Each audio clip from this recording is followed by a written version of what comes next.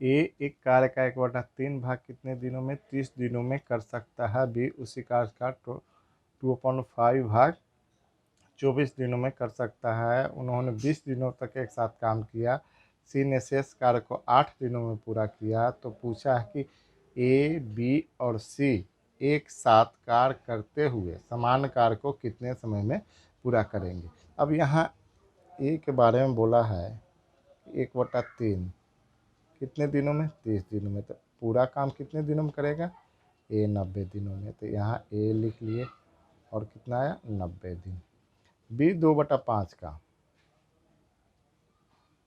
24 दिनों में। तो एक काम यहाँ 12 घटाएंगे, 12 × 5 हो जाएगा कितना, 60 दिनों में। तो बी 60 दिनों में। अब यहाँ एलसीएम लेंगे तो कितना आएगा 90 और 60 का, तो जो दोनों से डिवाइड हो जाए उसी को लिख देना है।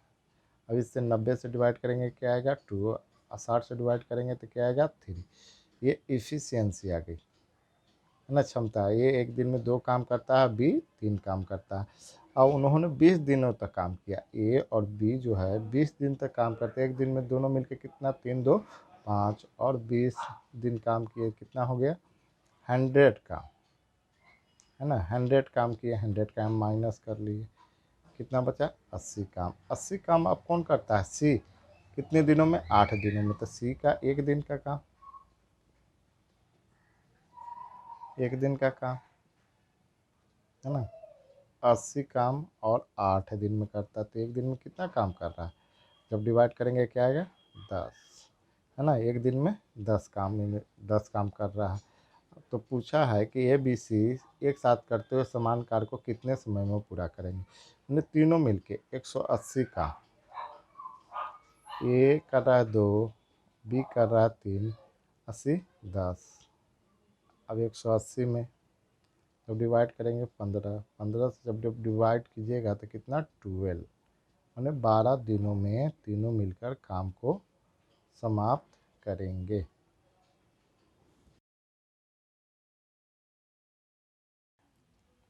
ए, बी और सी एक काम को अलग अलग 18, 36 और 54 दिनों में कर सकते हैं। उन्होंने एक साथ काम शुरू किया, लेकिन बी और सी काम पूरा होने से पहले 5 दिन और 10 दिन पहले छोड़ दिए। कार्य कितने दिनों में समाप्त हुआ। तो सबसे पहले इस काम को ए, बी और सी, है ना, कितना 18, 36 और 54 दिनों में करते हैं। तो यहाँ जब एलसीएम लेंगे तो क्या आएगा, एलसीएम लेंगे तो 108 आएगा। जब इससे डिवाइड करेंगे तो कितने बार में, 6 बार में। जब इससे डिवाइड करेंगे कितने बार में, 3 बार में। इससे डिवाइड करेंगे तो क्या आएगा 2 बार में। ये इफ़िशियंसी आ गई, क्या आ गई, इफ़िशियंसी, क्षमता। लेकिन बोला है कि बी और सी काम पूरा होने से पहले 5 दिन और 10 दिन पहले छोड़ देता है। तो इसमें हम आपको पिछले वीडियो में बता चुके हैं, जब काम समाप्त होने से पहले कोई आदमी छोड़ता है तो उसे हम ज़बरदस्ती काम करवाते हैं और उस जितने दिन पहले भागा था और उसको टोटल वर्क में जोड़ देते हैं। तो यहाँ कौन भागा है, बी।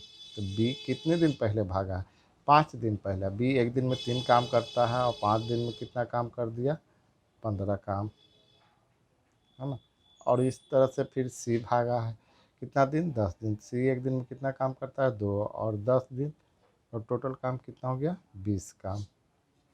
अब यहाँ दोनों मिलके काम को जोड़ेंगे तो कितना 35 काम को यहाँ हम जोड़ देंगे तो कितना आ जाएगा 143, 143 काम।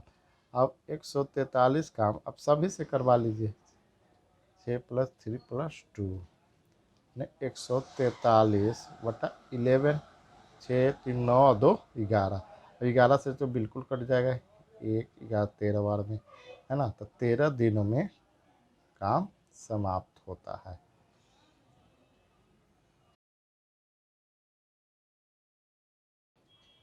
ए और बी मिलकर एक काम को 12 दिनों में कर सकते हैं। ए अकेला इसे 18 दिनों में कर सकता है।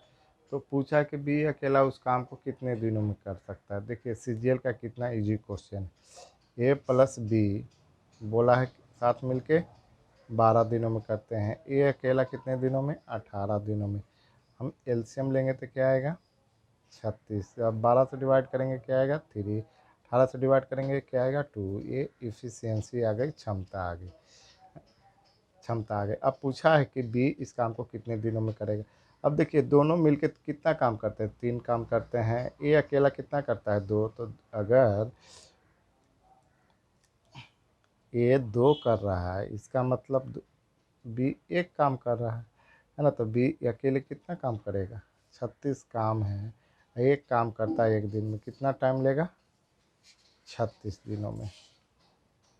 आंसर अगर परसेंटेज से बनाना चाहते हैं, परसेंटेज से भी बिल्कुल बना सकते हैं। जैसे ए और बी 12 दिनों में काम को समाप्त करते हैं, और यहाँ तो ए प्लस बी अगर 100% 12 दिन में करते हैं, 100% 12 दिन में कर रहे हैं, तो 150% काम कितने दिन में 18 दिन में कर रहे हैं। और यहाँ ये जो है 100% काम कितने दिन में कर रहा है 18 दिन में। तो यहाँ जब हम माइनस करेंगे तो क्या आएगा बी 50% काम कितने दिन में 18 दिन में। तो 100% काम 36 दिन में। आंसर।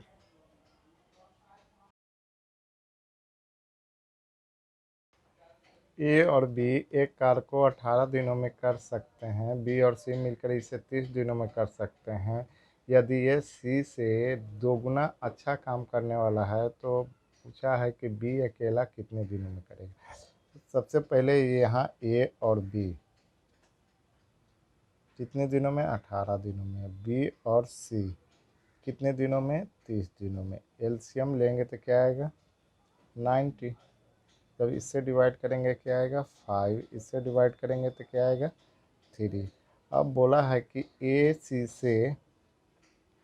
सी से दुगना अच्छा काम करने वाला है। तो ए 1 है, सी 1 है, तो बी 2 होगा।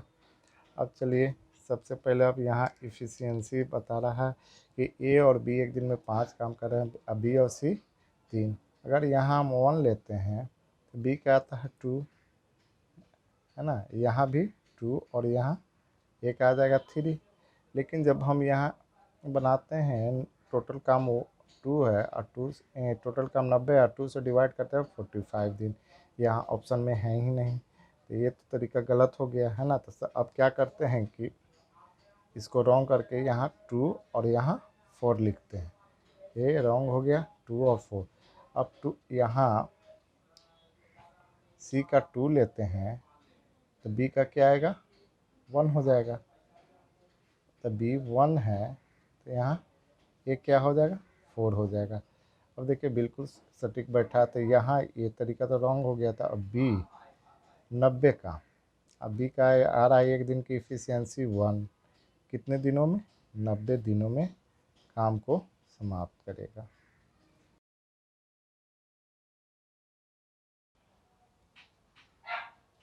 एक निश्चित कार्य को करने के लिए ए और बी की दक्षता का अनुपात कितना दिया है 3:7 है। एक साथ कार्य करते हुए 10 दिनों में कार्य को पूरा करते हैं और वे 8 दिनों तक एक साथ कार्य करते हैं। शेष कार्य का 60% अकेले ए द्वारा पूरा किया जाएगा कितने दिन में, ये पूछा है ना। तो ए और बी दक्षता का अनुपात क्या दिया 3:7।